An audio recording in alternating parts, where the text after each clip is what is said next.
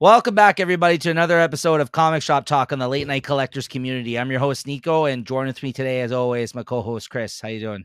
Hey, not too bad. How are you? I'm good. You enjoying the weather over there, Chris? We're getting some good weather finally. I know you said I you got were. a nice Sunday rolling out here, and hopefully more to come. Yeah, absolutely. No, I agree. And then, hopefully, as we kind of set into the summer here, me and Chris we'll get together for a few, and maybe do a couple of these episodes together. As always, those are always a lot of fun. We kind of work that into getting together sometimes. And we hope you guys are all enjoying yourselves out there too. But more importantly, make sure to subscribe to the channel. Hit that like button, that thumbs up, and make sure you subscribe. Hit the notification bell to be notified when these videos do go live. And you can also follow us on Instagram to be notified of when these videos go out. We've also put out little clips lately on our Instagram account at Late Night Collectors Community that shows you what issues we've picked up week to week that you can look forward to hearing us talk about on the show. And like normally now, I should get back to it. I used to sometimes put out clips that were funny little clips from the show to promote the show. Now, sometimes I'll just do that in the fashion of like, hey, here's Chris's books or my books. So make sure to read those posts because sometimes I'll just do one of those videos and I'll say, hey, the video drops tonight and here's the books Chris will be talking about or whatever. So yeah, so make sure to follow us and read those posts when we do put those out, because sometimes it's been in the form of that we've been kind of giving you guys a heads up, or like I said, hit the notification bell. You can always come back if you missed the episode in our playlist here. And thank you for watching. This week, we're going to be talking about the new comics for the week of May 8th, 2024. And as always, spoiler warning, be forewarned, we are going to be talking about what happens in the books here today and showing off some of the art. And good episode today. We're going to be talking about also the Free Comic Book Day issues, some of the things that we've picked up this past Free Comic Book Day and read as well at the top of the show. So yeah. All right, Chris. All right. Well, cheers. Let's talk comics. Cheers. Got some lemonade liquor here. There we go. Yeah. Not a Mike's Hard. It's actually a bit better than that one, but it's kind of like on that same kind of level. These, you can only have one or two of these though. They're refreshing as hell, but like they're too sweet. These things, you know what I mean? So you can't be having too many of those. All right, Chris. First up, let's talk about Free Comic Book Day 2024 issues here. So let's start off with how about Absolute Power here? This is the DC offering that came out this Free Comic Book Day from DC Comics, setting up the event for the summer. I have art for some of these, and some of these I don't have the art for. This one I don't have the art for. This one. So what did you think of this, Chris? Yeah, I thought this one was pretty decent. Gives us a little peek into what's coming up for the summer, and I kind of like the way they put it together. Where they have that, I think one of the inmates was being brought into the jail or something like that, and they're talking with I guess Amanda Waller's sidekick, and he was kind of just giving the run of the place there. So that was a pretty good way they put the story in, and they got some things going on. So I'm kind of looking forward to this Absolute Power event. It looks kind of interesting. Yeah, I mean, listen, we've been burned many times before with these events, but I'm also on board as of right now for this. And, we got good people behind it. Mark Waid writing this one, and he has some good artists. I think Dan Mora is going to be joining him on art duties for the event. He had Mikkel Janine or whatever on the art for this little preview, who's also a good artist. Yeah, I'm looking forward to it. I mean, this page I kind of showed here teased the fact that apparently this person is like somebody that can look to the future, and Amanda Waller's basically giving her a hard time to let her know whether or not she sees something of an indicator that she's going to be the one that comes out on top of all this shit she's starting between the Justice League and the heroes of the world, the metahumans. And I guess she got some bad fucking thing in her head where it looks like all the superheroes are locked up and being in prison, and kind of it looks like Amanda Waller has won. She's standing on top of the wall there with Peacemaker or whomever there. And so, yeah, it looks, or not even Peacemaker, the Amazo bots that they got. And she's also working with the Batman robot. What's his name? Yeah, Nelson or Ben. Zuranar, sorry. Yeah, Zuranar, who's basically in the Batman kind of failsafe robot right now. So it looks like whatever happens in the current Zdarsky storyline, he's going to be kind of spinning out of that. And it looks like he's working alongside Amanda Waller, which makes sense with all those Amazo robots, because we've seen that recently. Yeah, we'll talk about that later, I guess. Yeah. So yeah, good stuff. I mean, I don't know. Ratings, you got a rating for this or? Yeah, 3.75. It's nothing crazy, but it's a decent issue. Yeah, same. Yeah, I'll give it the same. Yeah, I mean, if you're interested in seeing what's going to happen for the summer, I think the intentions behind it for a free comic book day issue were good. So yeah, 3.75 out of 5 for me too. All right, next up we got Spider-Man. The Marvel offering, one of the ones that they do usually, and they usually do 2 comics in it. I think they said 3 possibly. This was Spider-Man and the Ultimate Universe, and then they also had a Venom preview, I think, in this too. This I do have art for, I think, if I can bring that up here.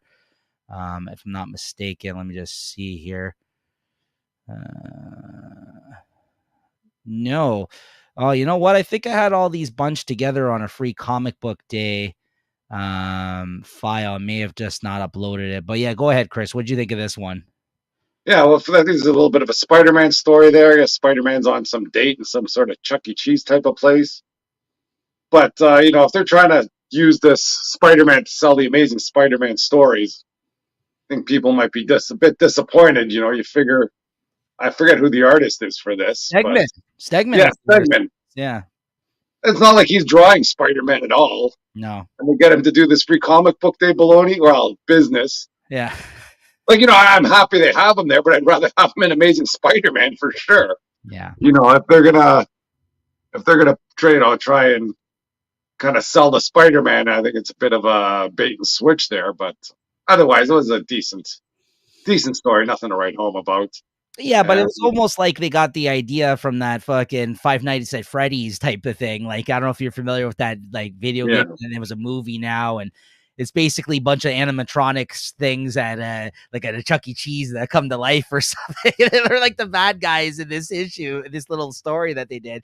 And yeah, it was nice to see Stegman on art. I agree. Like, they put like a good artist on the free comic book day offering, but yeah, with Chris, I agree with Chris, like saying like, what kind of weird story is this for them to tell in this issue? Kind of like a waste, Yeah. Anyways, yeah, but go on. Yeah, there's nothing to sell the Amazing Spider-Man line, that's for sure. Yeah, what do you think of the Ultimates? Yeah, that one was okay. I guess it looks like it's like a relevant story. It's not just some throwaway. I hope this just doesn't end up being the first half of, with the Ultimates when it starts up. But, I guess the big deal is with, I guess, the Torch or Human Torch or the original Human Torch kind of coming back. And there was actually a lot of big reveals in that one too. Like, wasn't there they find the tombs of Black Bolt or something there, and that was a pretty big. Yeah. I guess he's off the table. So I guess there's some big. That was a kind of a decent story. That would get you pulled into the Ultimates. Yeah, well, this is I think we've both pre-ordered Ultimates one, right? Like the first issue. Sure. Yeah. And it was something I was hoping was good as another book out of the Ultimate line that for me to kind of latch onto. And after this preview of it, I'm actually looking forward to it. I'm looking forward to it too. Same. And then finally, what'd you think of the Venom story here? I gotta know what's going on with Venom. I gotta even know how their last arc ended. I thought what Dylan was dead and now he's sort of floating around there, and I don't know, he gets to ask 2 or 3 questions in here. And then this guy, no. It's, once again, this is another bait and switch. If you're reading this and go, I got to pick up Venom, see what's going on there. Whatever happened in this free comic book day is not happening in Venom. So, yeah, it's disappointing for that reason. But it was a good story. Yeah, I thought it was all right. I do think they had some good artists in here for this issue, and overall, I think I would also give this a 3.75 out of 5. I will say the highlight of the issue, though, for me was the Ultimates, because that is a book that we were both looking forward to. And sometimes when you're pre-ordering some of these books, you're not sure whether or not they're going to hit or not when they come out. You're like, I don't know, I got to pre-order a couple of issues of this. And then sometimes you read the first issue, you're like, oh, this is shit. I shouldn't have pre-ordered this. And this kind of helped reinforce the fact that, yeah, maybe we made the right call on this one. This was a good preview anyways. We'll see. That could still backfire, but for now, it's smooth sailing. So what'd you give this one? I'll give it 3.75 too. That's same. And then finally, and we're going to get into it was also a free comic book day issue, and it came out as a regular issue as well. But there's the one from Image was like an Energon Universe issue, like a free comic book day version of it. But then the following week after that, they also came out with the official Energon Universe issue, which I think had a lot of the same content in the free comic book day issue. But we'll get into that when we talk about Transformers. But finally, we got this other Marvel offering here, which is I guess a setup of sorts of for Blood Hunt, the event, which we haven't seen yet in the Blood Hunt issue. Like, this is new material in this one, and it also has a Uncanny X-Men, I think, in this as well, if I'm not mistaken, or one of those X-Men books. No, let's see. Yeah, you got Blood Hunt, and then I think you got an X-Men book here. I don't know. I'm forgetting which one it is. It's not Uncanny because that's a Jed McKay one, I think. Or it is. It is that one, I believe. Right? Jed McKay, Blood Hunt. Oh yeah, no, sorry. Yeah, so this is Uncanny X-Men in this with by Gail Simone and David Marquez on art, and then you got Blood Hunt in this one. So you got two stories in this. What did you think of the Blood Hunt part, Chris? I gotta make sure I read the right one. I had this Blood Hunt Diaries, and that's a little different, I think, than Oh yeah, I think so. what you had. But I'm pretty sure I read that one. So you don't have the art for that Blood Hunt one, right? I don't know. Sorry, guys. I forgot to upload the free comic book day stuff that I did have. I did have this, I believe. But anyways, here's some of the pages. Basically, Spider-Man's fighting. Oh yeah, I think I did read this one. Unless I'm getting mixed up with Spider-Man, the Amazing Spider-Man, which is a Blood Hunt tie-in, but yeah, but I don't think anything crazy went on in this one either, though. No. This is different material than what you saw in Blood Hunt #1, though. Yeah. But yeah, this kind of just focused on how other heroes are kind of dealing with it throughout the Marvel universe. It actually seen Blade's. I think this is Blade's daughter. Yeah, right? Yeah, Blade's. And Dracula shows up. Oh, sorry, spoiler alert. No, it's all right. I was getting to it. Yeah, Dracula shows up.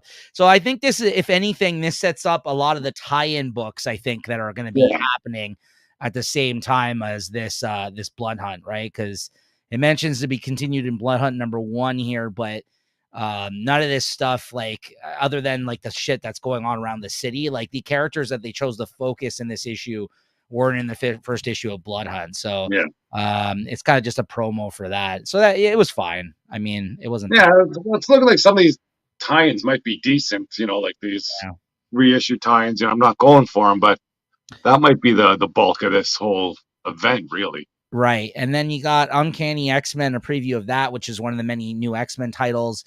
This is the one that Gail Simone is writing with David Marquez on art. The one with Jubilee, right?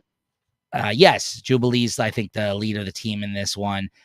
This did nothing for me, though. This little, I don't know. I don't know if this. I've been a big fan of Jubilee. This is where she's. I know they're talking about the X Mansion. I think someone's taken over the X Mansion. And this is the way it ended, with her in front of this vault. It says that. Yeah, like I guess they got they got a few of some mutants locked up down in the basement, and I guess Jubilee's trying to leave the X-Men, but I guess she realizes that she's still part of the team, and I think she makes the call there, says, "Hey, what's going on? I'm back in." Yeah. I don't know. It didn't really do enough for me to kind of get me invested in that book. I might check out the first issue still, like actually pick it up, because there was some nice covers for that. So I got to decide. The pre-orders are due soon, so I got to decide. But looking at some of the reveals that we didn't talk about on the show that are going to be in the next solicits that have come out over the last couple of weeks, there's a couple other books that I'm interested in checking out now. But out of these first 3 X-Men titles, like X-Men by McKay and Stegman, which I'm definitely checking out. The other one's Exceptional X-Men by Al Ewing. I think I wasn't so interested in the team in that one. Yeah. And then this Uncanny one that they had the preview of in here was on the fence, and this really didn't help me out in that regard. So I'm not sure about this one either. But the X Factor book that they announced sounds like it's going to be good. I'm going to check that out, I think. And then they announced the new Wolverine writer, which is Saladin Ahmed, who's writing Daredevil, which we haven't. That's hurting me a little bit. Yeah, but I have to check out a new Wolverine book. I always do. I'll probably buy the first couple of issues, but I don't have high hopes. I haven't loved it. Freaking crushing Daredevil. Well, not crushing as in good. I mean, ruining, let's say. So, but you know what? A lot of that, though, there was certain things set up for Daredevil for him to come in at the end and take over. Maybe Wolverine, it'll be more of a cleaner slate at the end of this shit where he can actually. Yeah, from what I understand, the Wolverine, he's going back to Canada. He's living with some wolves or something, and so that has potential to be good. I'm not ready to I haven't read enough by him to be like, oh, this guy again, basically write it off completely.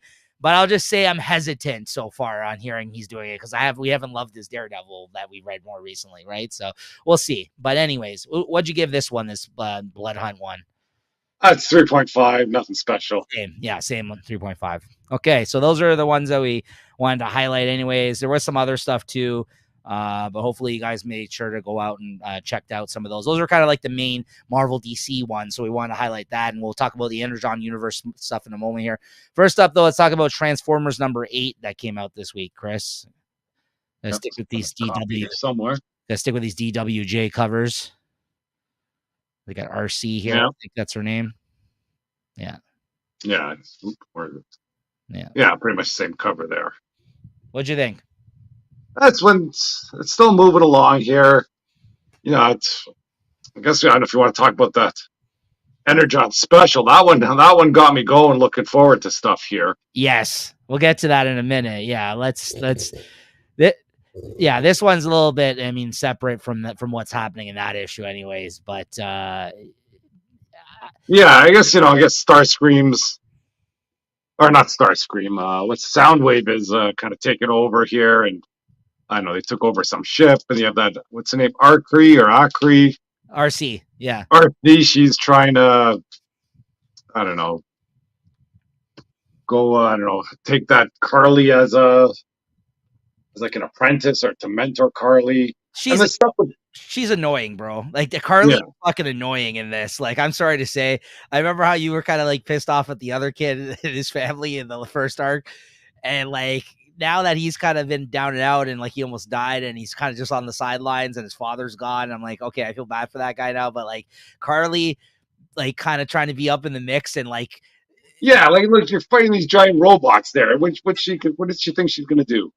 And like, and it takes RC to actually, who I guess is connected with her the most out of everybody so far to be like, I'm taking her, like under my wing, like you're about to say there. Yeah. So, but like to be taken seriously, I guess. But like at the same time, like I just like that moment where what's his name? Optimus was like, I'm sorry, but this is very dangerous. You're not a warrior, so I don't know what you want me to say to you like right now. Like you're gonna get killed. Like, how is that like, you know what I mean? Like wrong for him to be like, yeah, sit on the sidelines for this. We'll take care of this right now. Like she's a fucking human against robots. Right? So I don't know. Yeah. And the stuff with Jetfire. I don't know what the heck's going on with him. Yeah. Like how they all three pile into Jetfire. But anyways, was he the one that was in prison behind the door here, or who was the one that was in prison again? I don't know who that was, but I imagine some sort of Decepticon or something. Oh, Jetfire. Yeah, I know who you're talking about now. No, there was one Jetfire, he's that plane there, but I'm not sure who that was. Astro Train, apparently, is that guy. So he was imprisoned apparently this whole fucking time behind this like wall in their spaceship that they recovered this issue. That's the thing. The story is moving along. There is some big things happening in this book, like as it progresses, but I think we're like, it's kind of buried amongst all like the interactions of the characters that we're getting in this issue, right? Like there's kind of like been progression in terms of like both sides rallying the troops and getting stronger and finding their ships and like getting more energon and all this kind of shit that's going on. So I think it's going to be leading to an interesting thing in the next arc, but I think Daniel Warren Johnson's only writing this arc though. I still miss him on the artwork. I still don't love all the little fucking panels that we get with this artist, but there's a lot of talking moments happening. So I get that I guess it's somewhat necessary for him to be able to cover all that. But I don't know if that's DWJ working his strengths, being like, I'm going to have a lot of little moments because this is the way the artist likes to draw shit. Because I need some bombastic, like when they start, if they end up fighting again in this arc, I need him to really fucking like, I can't get like a bunch of little panels of like, them fighting. You need some splash pages and things like that. Yeah. I need some like DWJ kind of energy that he brought to the book if that happens. So what'd you give this? I'll give it a 3.75. Same. All right, though, let's talk about this one. I don't have the art for either, actually. I wasn't able to get this, but up in time. Energon Universe 2024 special, though, which, like I said, was also a free comic book day issue the week before that came out. Or at least some of this material that was in here. What'd you think of this, Chris? Yeah, the Transformers story in here. Now there's a freaking story. It starts out, I guess, with Ryan Otley, Megatron. Ryan Otley on art on this one. Yeah, Yeah, again, it's crazy. yeah. And then you like Ryan, right, Megatron and Optimus Prime. They're battling, scrapping it out. It's just everything's good going on here, you know. And then I think what Optimus Prime kicks him off the ship, and he's hanging on there. Megatron's hanging on with one hand, and then Starscream is like, "Oh well, sorry, buddy. See you later." And then he falls down into, I guess, Earth. I guess this is before he just entered into Earth or something. But it does kind of gives you a bit of a history because I guess he was remembering this or something.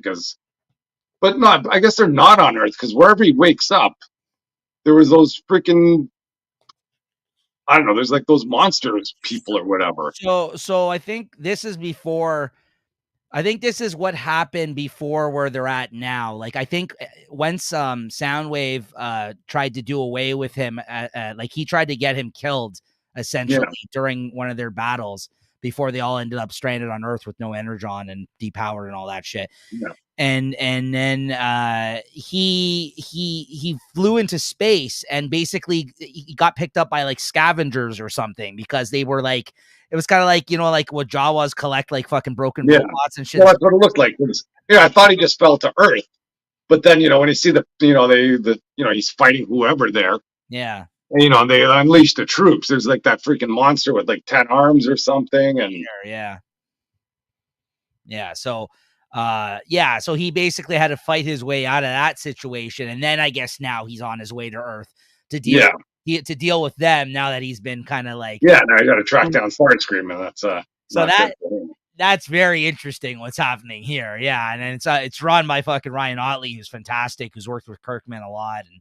And so that was really cool to see. DWJ wrote that short story as well. And then you got the Void Rivals by Kirkman and the usual artist on that issue, which was Yeah, kind of fun another too. another good story. A lot of big things happening here. Once again, thought this was going to be a bit of a sleeper, and then freaking out of nowhere, freaking Hot Rod shows up,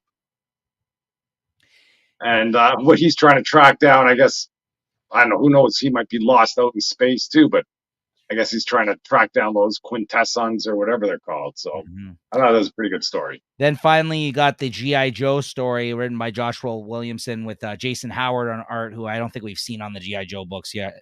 What did you think of this one? Yeah, I guess you get to see a bit of fallout of what happened there, because I guess you have Duke there, talking with Hawkeye, and he's trying to plead the case for Baroness, and I guess they have a bit of a run-in, and he convinces her to join the team, and she comes up with a new outfit, and then you see there's got Lady J and Flint. They're sort of working a different angle. They have a little flash of Scarlet in there, so some good things going on there. I think Marvel DC could take a page out of fucking Image's book here for this. This is how you do a fucking sampler for the shit that's going on in your yearly events. Like, this is kind of tying together all the Energon Universe book stuff. They brought some of their top tier fucking artists and writers that work on these books for these for stuff over at Image to do this issue. Even people that don't normally work on these titles to do these short stories. Just a great fucking issue that's a sampler that ties everything going on right now kind of sorted together and makes it feel like a very lived in thing. Like we get all those yearly fucking sampler issues that from like Marvel, like the timeless ones or whatever, all that baloney. This is something you could actually sink your teeth into with 3 separate stories and actually have a good time with it. I just think they did it so much fucking better than they do when they do those kind of things. Like if they're gonna do one of these once a year, as long as this Energon Universe stuff is going on, if it's on this level, this was a really good issue to pick up. If you guys missed out on that, honestly, it's really good stuff. I thought they did a great job. Yeah. What'd you give this? I'd give this one a 4. Yeah, same. Yeah, really solid. And that was the Energon Universe 2024 special. All right, Chris, what's going on in Venom 33 here? Well, frickin', I don't know what's going on in Venom. I think this was a Blood Hunt tie-in. I pretty much just bought it for the cover. There we go. Kind of had the cover up there. Jeez. I got that kind of, I think it's like an homage to some older cover there, but you have some guy coming out of a grave, and supposedly Lee Price. Like, if you're into your Venom history, I guess he kind of held the Venom for a while, and from what I understand, he was a bit of a psycho. And I I don't know how this story takes place. Just like I've been kind of reading Venom, and they just finished all that the Garden of Eternity stuff, and I thought everybody's dead, and I don't know what's happened now. He spent all this time trying to get back to Earth, which was such a problem, and all of a sudden for this tie-in, he's here, no problem. You know what I mean? It's crazy. And yeah, there's some vampire symbiote. I think that's after symbiotes or something, and I don't know, Dylan and Venom are separated and they can't get back together for whatever reason. I don't know. These stupid covers keep on getting me in. I should have dropped this so long ago already. I keep on buying it. And I think it's still in until like July at least, or June. I think I'm missing something. It's going to get better. I'm waiting for that issue that's going to tie everything together. Yeah. I feel like from doing these shows with you, I felt like every time you were considering dropping it, something interesting happens, and then it kind of keeps you going. And then it's like for like 3 more issues again after that. You're like, what? Yeah, it just freaking drops off, and then. Yeah, no, I think that's what listen, I've been I've been victim to this many times. It sucks when that happens. So, most recently with Immortal Thor, I think that book did that to me like 3 times in several issues. Yeah. I was like, I'm done with this. I was like, ooh, Thor Core. Then they were gone in an issue. What is this? Is this Dracula? What's going on here at the end? Who knows? Yeah. Okay. What'd you give this then? 3.25. Yeah. Okay. All right. So I am gonna try to fucking do some quick hits here today, because I got like several books that I read myself only that Chris is like won this week, which is I was reading a lot of things digitally this week, it looks like. So here we go. I'm gonna try to be quick for these.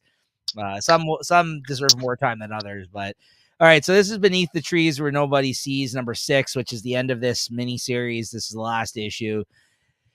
This was fine. I enjoyed it the whole way through. It was good. This bear character goes back to her town after getting sussed out by this other killer and getting exposed, and basically goes back and kills him, which is exactly what I predicted was going to happen last issue, and that's exactly how it goes. She gets her revenge on him and takes out his mother in the process, because she knew his dirty secret of being a killer as well, and basically reasserts herself into the town and makes it so it looks like he was the killer all along and that he set her up, even though she's a killer. But this is basically fucking Dexter. I'm sorry. If you've seen Dexter, this is basically Dexter. I don't know if more people are saying that about this book, but I've seen similar fucking storylines in that show that basically are this, under the guise of, yeah, this is a through art and style and the fucking characters in the book, a book that you would not expect to have those themes. But once you get past that bit of cleverness, if you want to call that clever, it's all it is. Like, so, I got to give this a 3.5 out of 5. It was good. That's why I think I'll give it that rating, but it's nothing crazy new or groundbreaking. And it just reminded me a lot of Dexter at the end of this, where I'm just like, if you look past the things that make this book unique, it's actually very similar to so many other things I feel like out there, especially Dexter. It owes everything to that show. Like the Benjamin Percy School of Writing. Yeah, exactly. Let me take this old movie plot and dust this off and insert it into this storyline. Yeah. All right. Next up, we got Fantastic Four number 20. What an amazing issue of this series. What an amazing fucking pitch perfect issue of this series. Honestly, like he continues his kind of one shots that he kind of does Ryan North on this run. And honestly, the more this run has gone on, the more I regret not having continued with this one in issues, because while not every issue hits for me, I really respect the hell out of what he's been doing with this book, with these one shot stories. This guy's throwing fucking so many ideas out there. I think another writer would be jealous, because every fucking issue this guy's doing this one-shot story that involves a lot of the time actual science things, and the relationship between these characters is just really well written, and he understands them, it seems like.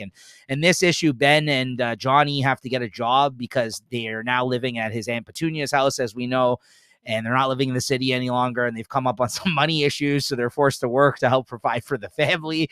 And then, of course, they both get a security job. You find out at the start of this issue, and since it's Johnny and the Thing and Ben there, we're always getting in each other's fucking, bothering each other, driving each other up the wall. Like in a brotherly kind of fashion. Like he ends up like messing around with fire or something, and what they're guarding, it made it so like it goes up like in an instant, like, and then the boss calls them over the phone and he fires them like on the spot, and Ben was giving him a hard time, like not to fucking fool around with his fire while they're sitting in there guarding this place. And so yeah, he fucks up and gets them both fired. Then after that, they both purposely go on job interviews, not with one another. Like they basically were just given this job from someone they knew, but they kind of go out of their way to go on these job interviews. So then you kind of see this panels of them. The first panel's like him interviewing Ben, and it's like for a 10 a.m. interview. And then the second one's like him interviewing Johnny. It's like at 3 p.m. Basically, you find out they ended up going to the same place for a job and both getting hired, and they weren't aware of it from one another, but they both get hired at like a supermarket to work. And somebody, I guess, on their first day on the job, when they're pissed off to find out they're working with one another because they're working the same shift, tries to rob the place. Johnny throws up like a fire, fucking like they're yelling at each other, getting in each other's faces. He throws up like a fire prison around the criminal, and ends up like, without even like acknowledging him, saves the day. And then the supermarket goes crazy. They become employees of the month. Everyone loves these guys. They're doing a good job both at the job. But then it becomes a competitive between these two. Like they're trying to do better at the job than one another and be liked by the employees more and the boss and everything else. So they're kind of, getting up to their old tricks. Then at the end of the issue, some reporter comes to the supermarket to interview Johnny, like kind of like where are they now type of story. And he walks up to him innocently enough. And Ben already kind of figured out that this guy's a reporter, and he's kind of watching, like he's like trying not to laugh, like watch like what goes down here. He wants him to be exposed and embarrassed.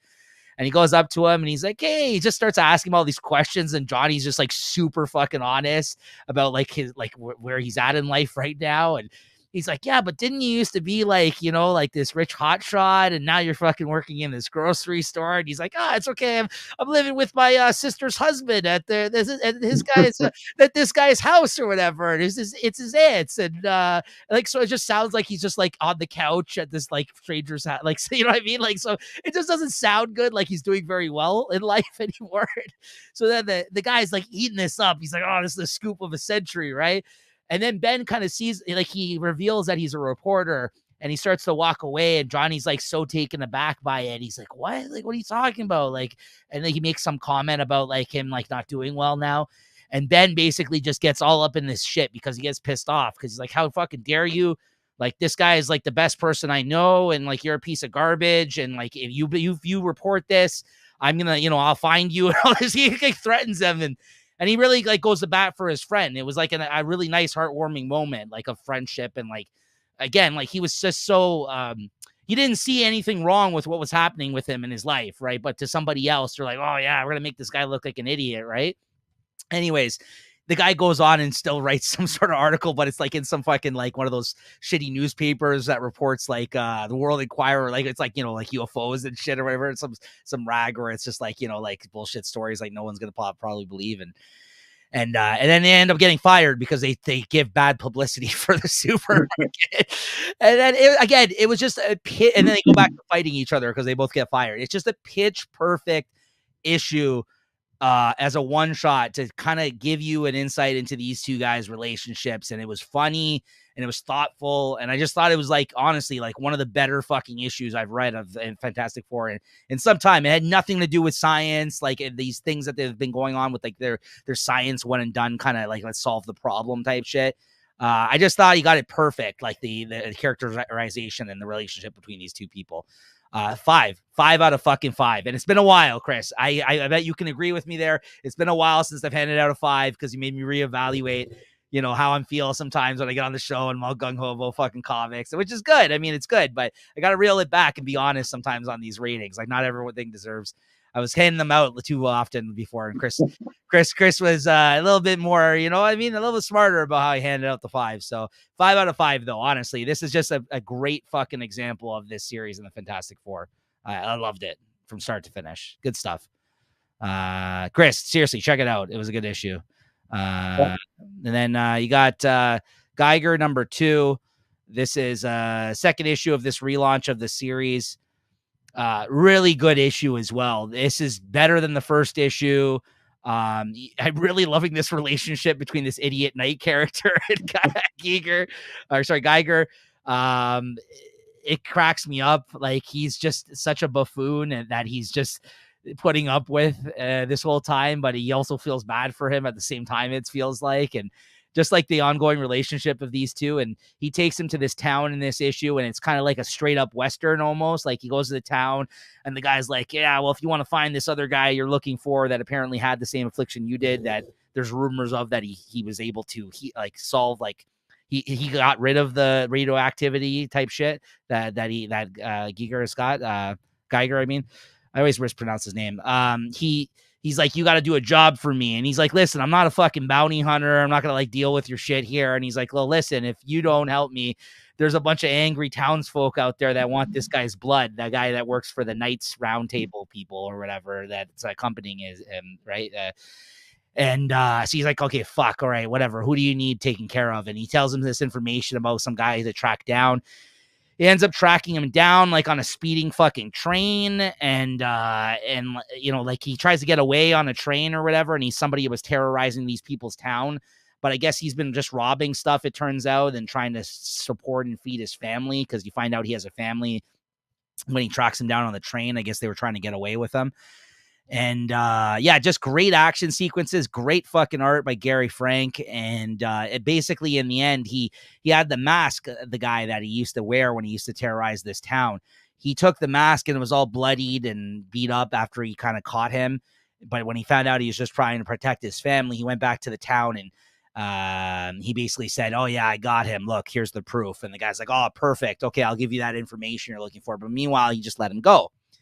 But then at the end of the issue, somebody else tracks him down, unfortunately, this guy that he let go, and ends up, it looks like, killing him in front of his family. So there's another dude that's out there that's looking for Geiger, Geiger, whatever fucking name is, that wants him dead, right?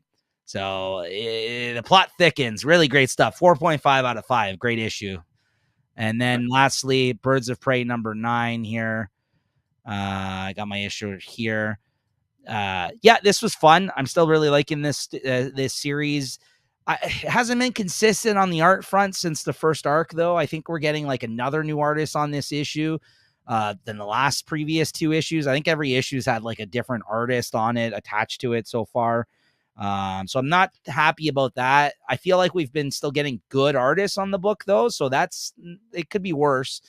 But basically they're in this weird shadow realm world or whatever that Batgirl basically got them wrapped up in, because they had some future premonition about that she wasn't going to survive, and then they ended up falling into this weird dimension that they can't figure out where the hell they are in this issue, and this is them just trying to make their way out.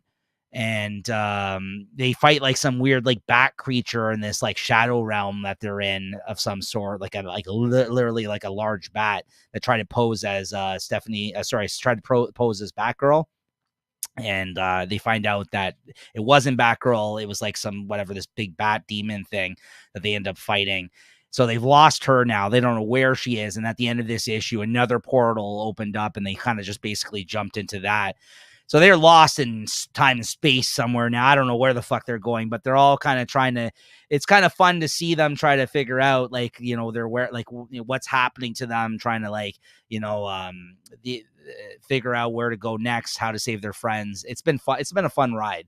I just think it would have been nice if there was a more consistent art team like the first arc on this. So I'll give this, I think 3.75 out of 5. Verging on a 4, though. It honestly was a good issue, and I'm still enjoying it. But we need some closure, I think, on them bouncing around from one place to another in this story at some point. All right, Batman 147, Chris. Yeah, I just read this one online. I think my LCS doesn't get these Batman, or it doesn't get too much DC in there, so I get them once in a while. But yeah, this failsafe for Zurnar storyline, it's moving along. I'm always happy to see when it's coming out and see what they got in store. It looks like Robin kind of figures out that Batman isn't really Batman, and that was a nice turn of events. And that stuff with Vandal Savage, I still don't know how he got put into power so quickly out of nowhere. But even he kind of liked when Zernar shows up and kind of look, hey man, I got my eye on you, and I can take care of you soon enough. And I'm not sure, is this where Amanda Waller shows up in here too in this one, or is that something She else? does. She does. Yeah. Yeah. Yeah, don't they she puts the hit out on the Batcave or something, and then Zurnar kind of figures everything out and hits her at the base, and I guess she lays out the plan there to maybe team up. I think, right? Yeah. Yeah, that's good stuff. Yeah, I think it's just kind of laying the groundwork for absolute power. Yeah. And well, what happened with Bruce though? Isn't and Bruce with what's his name? Is it Tim Drake. Tim Drake. Tim Drake shows up. Yeah, which was Well, really that's cool. some good stuff there. Yeah, I like that. Yeah, like they both thought of he actually had the smarts enough to think of the one place where he thought he would have ended up here, and meanwhile Bruce is trying to outthink the he's trying to think himself really. pretty much. And there was some place, I guess Bruce's father, I guess, used to have a cabin that they own somewhere in the woods that he basically shows up at, and Tim figures it out. Usually, always having been the smartest out of the Robins to kind of figure things like this out in that sense, right? Maybe not the most skilled, which they talk about in this issue, but he also kind of had some interesting things to say about Tim before he ended up showing up in this scene when he was reminiscing in this issue about how Tim was able to, even though he wasn't as skilled as people like Dick Grayson because he didn't grow up in the circus. He wasn't as skilled as Damien because he wasn't trained by assassins. He really needed to fucking push himself to get to where he was like today. And like Bruce was thinking how much he respects him for being that person. He's like, I need to do that now because I have nothing at my disposal anymore. Right. Like where he's like, I always had, people to lean back on, the family and, obviously his money and fucking the fact that, but now he's like running scared. He's got nothing and he's up against himself. Right. So it's like, it's interesting. Like it's, back to bare bones fucking Batman here. And he's literally in in the woods now trying to make armor for himself here at the end. So I guess we'll see what goes on. But I actually really like that part of the story the most, the Tim Drake stuff at the end. Yeah, solid. And then the backup was okay. It was like a Riddler in jail story, I guess. That was whatever. I thought it was okay, but it wasn't that great. What'd you give this? I'll give it a 3.75. It was okay. It was good. Yeah, you know what? I'm gonna give it a 4. It was 3.75, but I think I really like the Tim Drake stuff, so I'll give it a 4 for that. I did like that.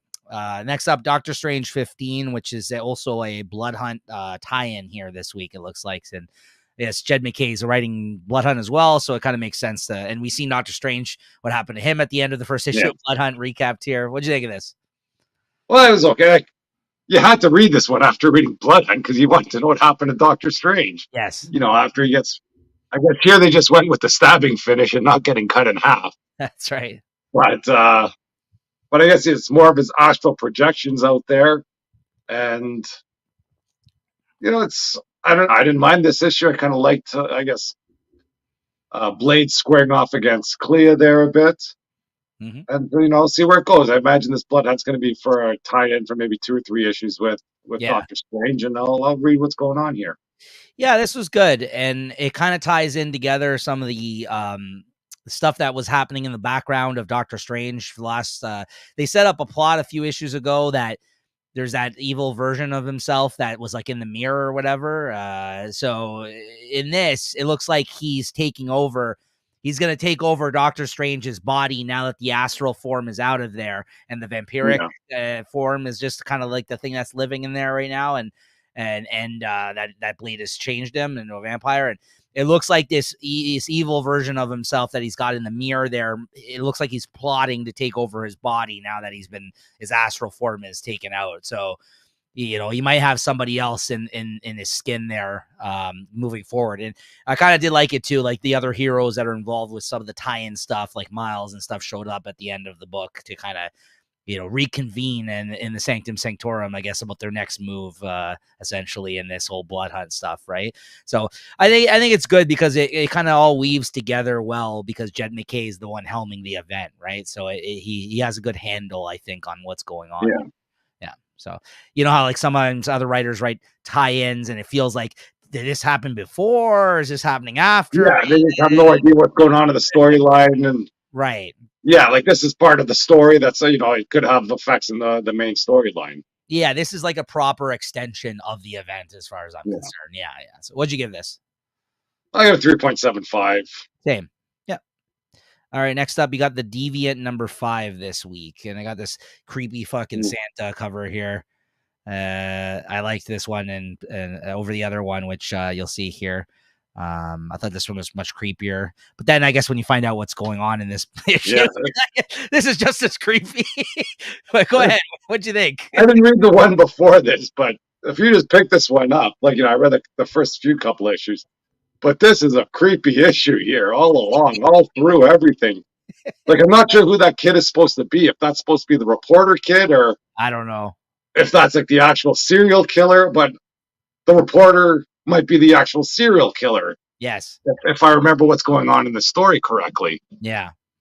And then he's there with his buddy, they're on their parents' computer or something, searching up, I guess, the original serial killer, and then and then they decide to go to his house, and I don't know what he does. I imagine he kills the kid or something. Because he pulls out that hat, and then he has the Christmas lights, and I guess they've been in there for hours because you had the daylight there, you don't see anything. Then when it goes to the darkness, you can see the Christmas lights lighting up the window, and then they just kind of cut the story there, so you don't know what happened. And then they cut to the cops accusing him after already finding a bloodied fucking Santa getup in his closet and having tracked him down. That's basically what happened last issue. Yeah. That they were speaking to his boyfriend there. And, okay, so maybe I didn't miss an issue. Yes. I remember the last one is where they found the hat in the closet, or the yeah. I believe that's the issue before this, because that's like they went after him at the end of that issue, and this at the end of this issue after this story that they told, which is creepy, of his past that we didn't know anything about. So now it's kind of like they're trying to point you in the direction of like, maybe it's just more than just an obsession and an interest of his. Maybe he was the fucking, like, he took after the deviant killer because he identified with him at the same time that he was finding out that he was gay, that this guy was also gay, it looks like, or something like that. And the creepiest part about this is like how terrified this kid looks when what's going on inside this fucking house, that this kid didn't tell him he brought all this shit. And as soon as he strings the lights around him, you just pan to outside the fucking house. And like you said, like it gets dark and the lights are still fucking flashing. And you don't know what the fuck happened there. You're like, what? I don't know what's happening here, right? Like, something bad happened. That's all I know. So, and then, it basically just cuts to present day where you're just like, yeah, we think we're going to arrest you for the murder of the fucking so he's like, yeah, you're here because you think I'm the murderer, don't you? So it doesn't look good for our fucking main character right now, right? Like that was a fucking weird issue, man. Yeah, I got to agree with you there. What'd you give this? Yeah, easy 4.25. Yeah, I agree. That one scene was everything with just the panning out of like watching the house. Like I was like, whoa. Yeah. And then they didn't even tell us what happened. That was the worst part. It's like even that, like the kid's friend who's like the tough kid, and then he goes, oh, I just want to do one more thing here. He's like, well, what the heck are you talking about? Well, they don't want to go now. Oh man, yeah, 4.25 out of 5 for sure. It's a good series. And I like it because it's only going to be 9 issues. So it's not like we're going to fucking do 20 issues of this thing. Yeah. This is the 5th of 9 issues. So we're already at the halfway point right now. So I think it should stick the landing, hopefully. The Sacrificers number 8, Chris. It's another brutal issue. Holy smokes. What's this Rick Remender writing? Yeah, it was. Yeah. Like, this issue is focused on the pigeon character. And you get a little bit of a sense of what's going on with this character. Like, when he first, when he was first introduced, like this kid was, shunned in his family. He's stuck in the barn. He wasn't treated properly. Like, what the heck did this kid do? And then here you find out basically he did nothing. He was just born to be a sacrifice, and the parents didn't want to name him. They didn't want to treat him like, Yeah, as a proper kid because they knew where they're going to give him away. And that's brutal on its own. But brutal. Yeah. yet, he's still, he's escaped from the sacrifice thing. And then he still wants to go back to his family. And then he gets shamed by the guys that But just that's not even worse. He gets back to his family and they're all dead. yeah. I think, like, how could this be any worse? And And he yeah, goes, the townspeople find him. And they're like, hey, what the hell? You're the sacrifice. What are you doing here? yeah, This is why all this bad stuff happened, is because you escaped. yeah. This And was then you start throwing garbage at him. grim, and it actually needed to go that dark for it to have a turn at the end of this issue, though, because at the end he's just like, you know what? If this just happened to me in my town because of what I did, then I would understand. But this other fucking person didn't deserve it. The dolphin character or whatever he said, and there's no explanation as to why that shit happened. She sacrificed herself, and this still happened to your town. He's like, no, like that's and he basically just kills this fucking guy at the end of this issue. Yeah, well, and the whole time that guy's like, he's trying to tell him, look, there's no sacrifices. They're Right. doing this just for fun, like this isn't a sacrifice here. Yeah. It's not, everything they tell you is lies. And like, the high priest there, he doesn't want to believe any of it. Yeah. And then I guess, you kind of forget this kid or this pigeon has picked up some powers along the way. Yeah. And, you think he's just going to resign to his fate there, just get his head chopped off. And I guess he has a little, I guess, a second thought about that. And at the end, there's that portal that he's going to see the god. So who knows if he's going through there to Yeah. pay the gods a visit, and shit can go down there too. That's what it looks like now. Like now, it looks like the story is going to turn it into a story of vengeance, and he's out for fucking blood because he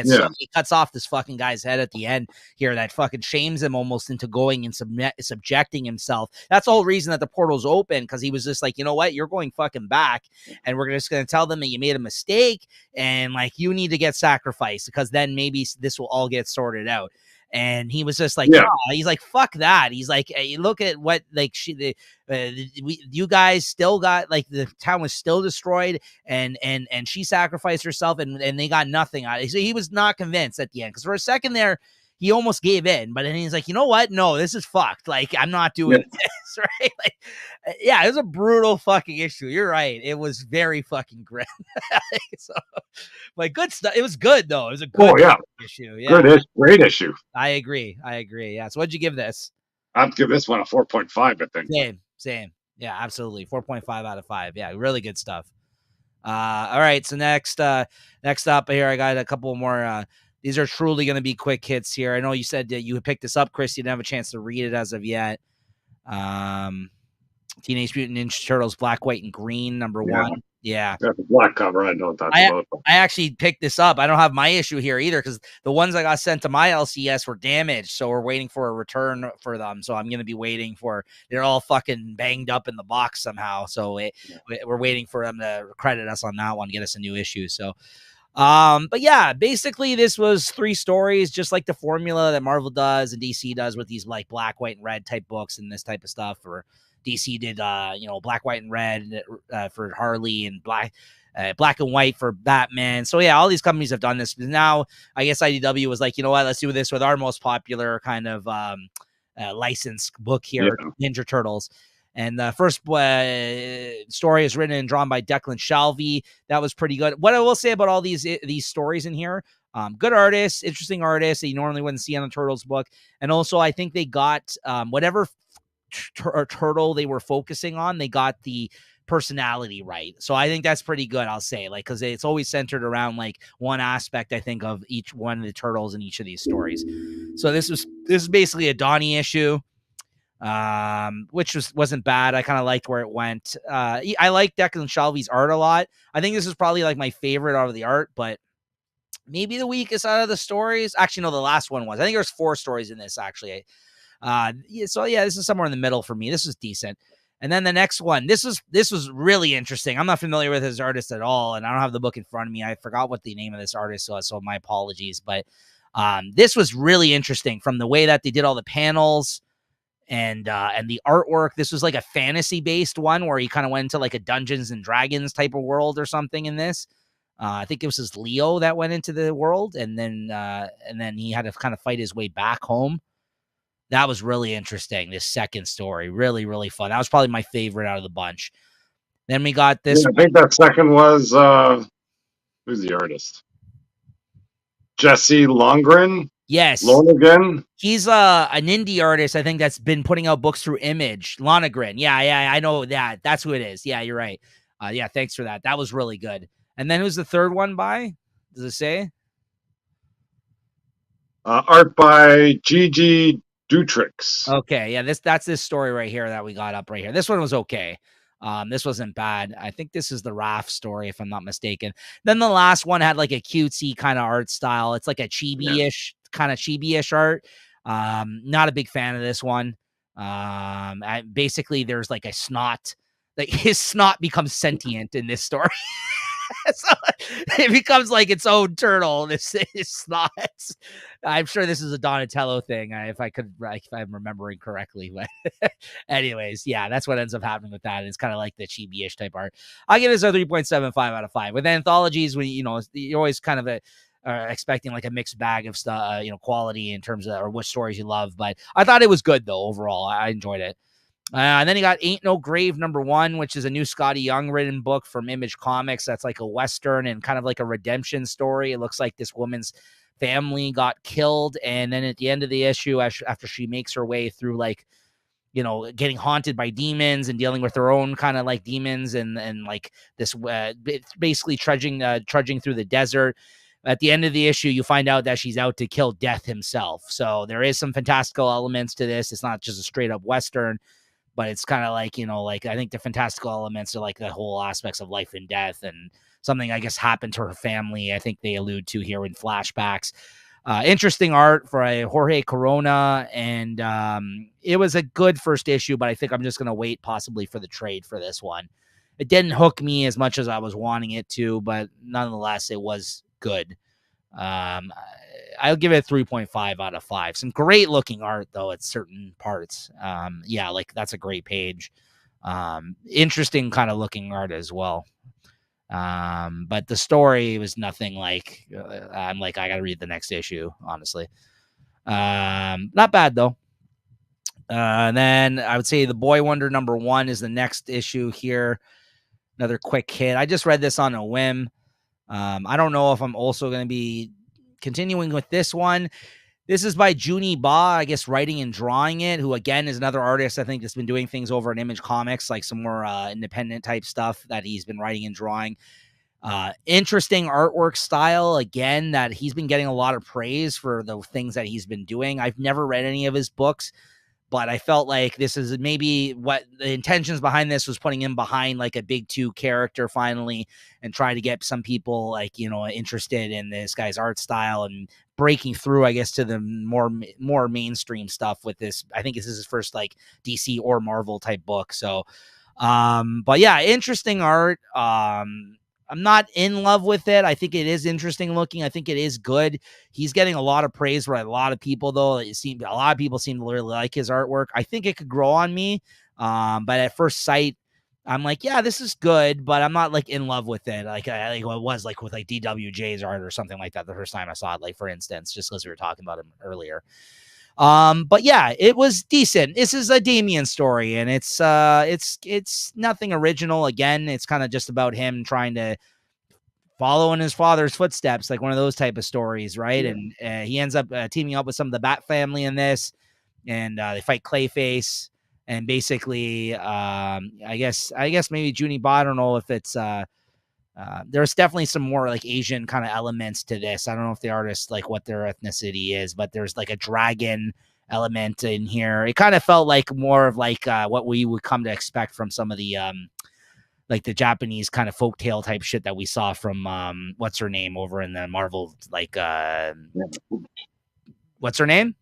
Yeah, Peach Momoko. Yeah, that's right. Yeah. You know what though? I did enjoy it. I give it a 3.75 out of 5. It's, I think, a 3 or 4 issue miniseries. I might check out the next issue. Depends on the week. And then finally, Usagi Yojimbo, the Crow #2. Nothing really new to add about this. Usagi, like I said, always kind of like, always not bad, not like amazing, but always like hits It's if you're a fan of these type of Usagi, all of his tales are very similar. And this is basically last issue. We seen that his brother that followed him into town separated from Usagi and his group because he had a disagreement with them. And then now, like, some bad guys basically scooped him up, and it looks like he's in trouble in this issue.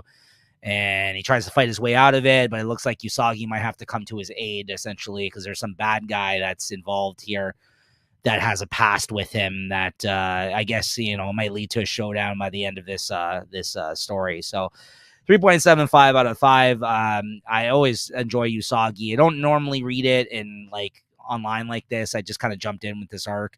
I usually just wait for the collected editions, but always enjoyable and always familiar kind of stories. There, I will say, like, it's never bad, and it never it's always consistently good, I will say. So 3.75 out of 5.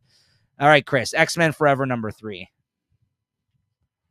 Yeah, so I put this on my pull list, but for whatever reason, they haven't been getting it to me, and I'm not upset about that one bit. No. I have no idea what's going on in this story here. There's a bunch of stuff I thought about with what's her name, Mystique and Raven. She's upset about something, and I don't know what's going on. I could miss this story, and I don't think you're missing anything personally. Yeah, I don't know. What do you think about this whole thing? I agree with you. No, I agree with you. I think this is basically just touching on, I think, the things that they started setting up with that retcon with Nightcrawler being both of their sons. So both they were together, and this is their son or something like that. I think, right? Isn't that something that they retconned or something more recently? Yeah, and that Nightcrawler, Nightcrawler Blue Origins or something. Yeah, Nightcrawler wasn't really like, he didn't have a father, essentially, or she was his father. Not his father isn't who we thought was his father or whatever, right? So they retcon something, and I think this is kind of bringing that back or adding to that layer of that storyline, and as well with like the fact that she was able to predict the future, and also some stuff that has to do with the what's her name here? As you can tell, I can't really tell everything that's going on either. What's her name? Rachel Summers. She shows up at the end of this. There's some Cable stuff that happens. I will say it's a great looking book, though. If I can say one thing about the title, I think it had some great art, but I can't make heads or tails of anything that's happening in this one either. There's a lot of, it seems like this X-Men Forever is basically just them tying together a bunch of loose threads of other stories within the. Yeah, like I have no idea how this is sort of fitting into the fall of Krakoa. You know what I mean? Yeah. So, anyways, it was fine. I mean, but it wasn't great.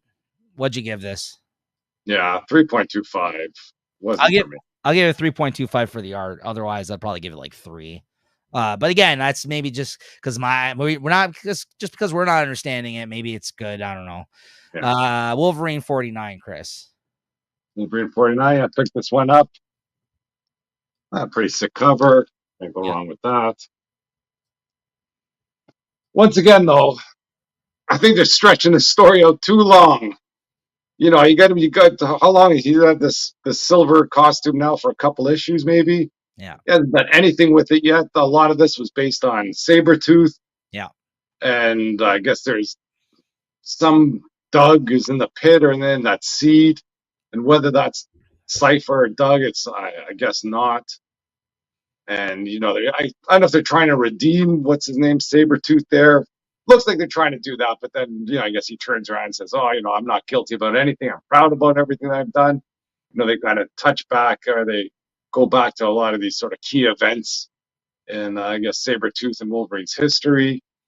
And then still, I don't know where they have that Sabretooth son that seemed to drop in out of nowhere in this whole event, or dropped in out of nowhere in this whole event. He seems to be the big bad here at the end. And it looks like, why Wolverine and Sabretooth, or Sabretooth's son, would be fighting when they both want to kill Sabretooth.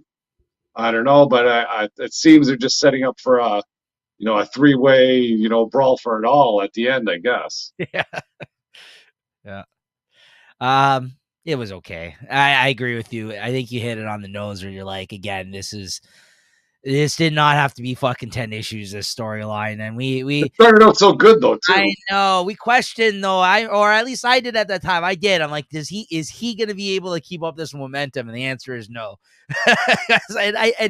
And I really feel like Benjamin Percy, he literally did the same thing on X-Force, where like it was so good that last arc, all the beast shit coming together, everything he had going on in that book, and then it just like ended at the end, and you're just like, oh, Yeah. okay, like it like where that one felt like he needed a couple of more issues, this felt like he could have used less couple of issues, right?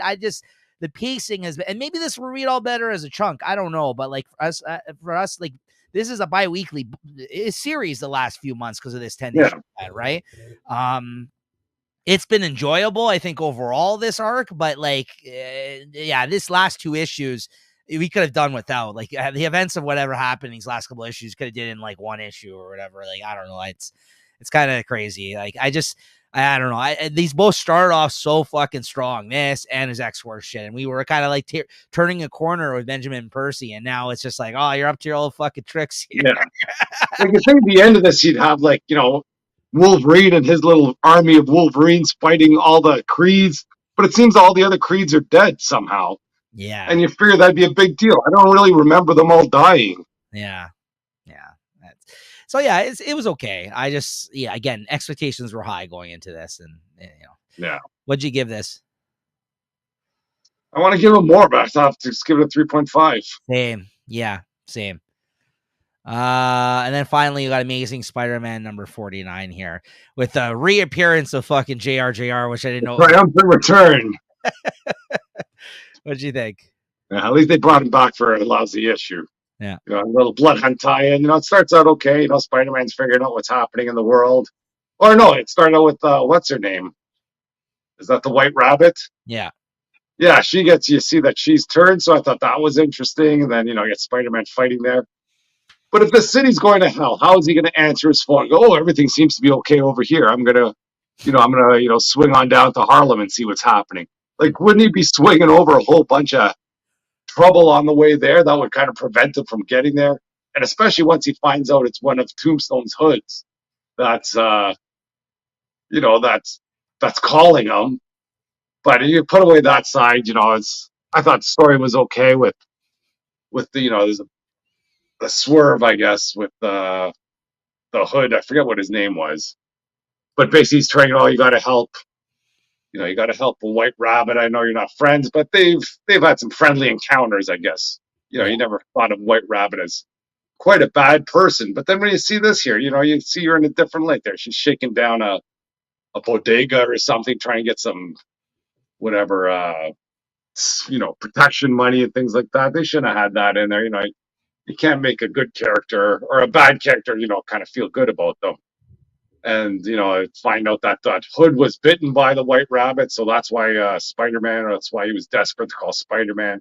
And I guess they're under the rules that if you kill the person that bit you, then I guess you don't become a vampire. You're out of your vampirist thing. Because even the vampire guy, the one that bit them both, Spider-Man was talking to him. He's, oh, maybe I can help you out. And then that Hood just freaking stabs him or something just to get his life back. And whether what running into what's that, the lizard at the end. Yeah. I do like what the anniversary issue coming out next issue, that last part was just like, okay, follow this in the mini series of Blood Hunt now, Spider-Man. Yeah.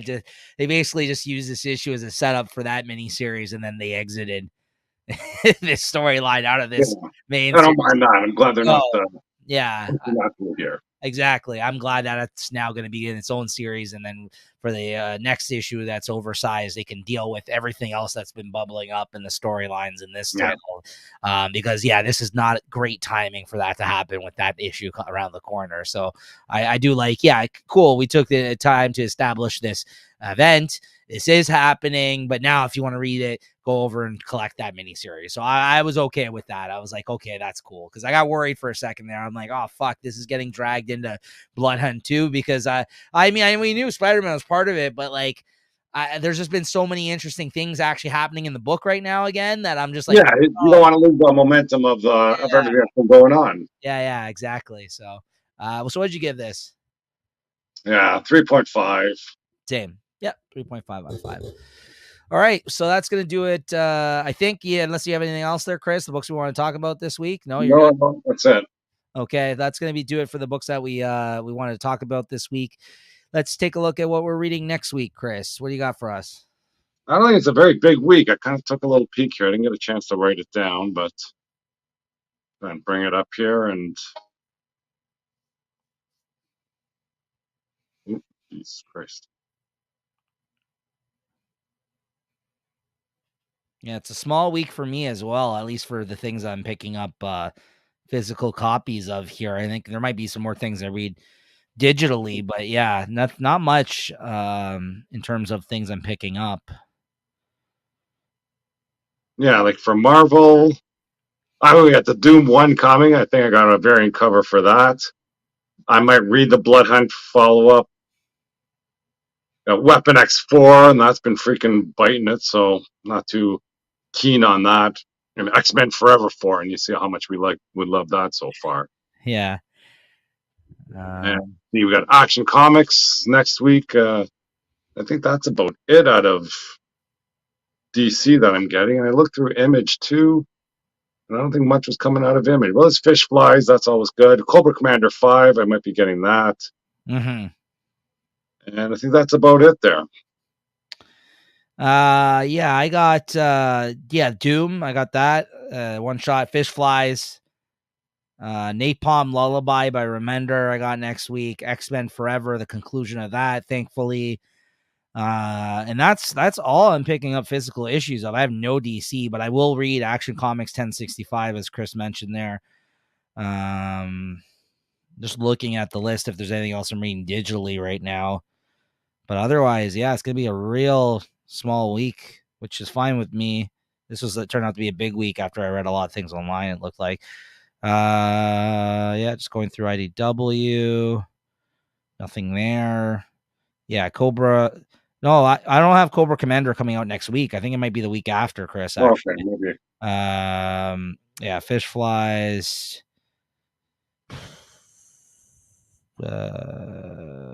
Red Coat 2 comes out next week. I might read that online. Let's see here. That's all reprints.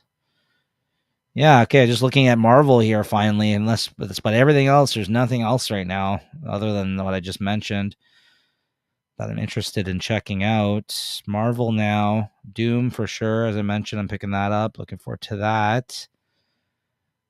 Yeah, that might be it. Wow. Yeah, this is a real small week. It's been a while. Yeah, nothing else here that I could really jump. Like you said, Weapon X4, I'll read.